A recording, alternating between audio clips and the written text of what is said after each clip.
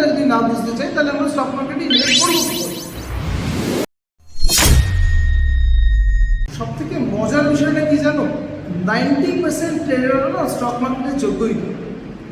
তারা স্টক মার্কেটে ইনভেস্ট করতে চায় কিন্তু তারা স্টক মার্কেট ফান্ডামেন্টালটাই বুঝতে চায়। এত টাইম কোথায় আমাদের যদি ফেসবুক আর আদার্স অপশন যদি বাইরে না গিয়ে যদি আমরা একটু ফান্ডামেন্টালটা যদি না বুঝতে চাই তাহলে আমরা স্টক মার্কেটে ইনভেস্ট করবো কি করে? দেখো, এক্ষেত্রে ব্যাপারটা খুব সিম্পল। হ্যাঁ, একটু ঠান্ডা মাথায় বুঝো।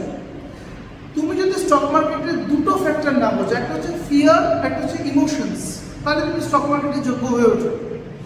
কি হয়, আমরা সবসময় ডাউ জোন্স অনুযায়ী স্টকের দুটো রোল হয়, একটা হচ্ছে ওয়েভ।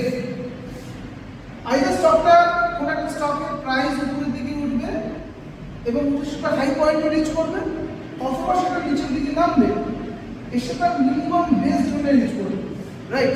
ঠান্ডা মাথায় বুঝবে, তুমি যদি মানে লোভের বসে তুমি যদি কোনো একটা স্টকের এইরকম কোনো একটা পজিশনে ইনভেস্ট করো এবং তুমি যদি মনে করো যে স্যার আমি তো ইনভেস্ট করলাম কিন্তু তারপরে স্টকের প্রাইসটা ফল করলো, তারপরে stock market is bad, that is your problem. তার মানে তুমি স্টকের ফান্ডামেন্টালটাই কোনোদিন বুঝতে চাও না।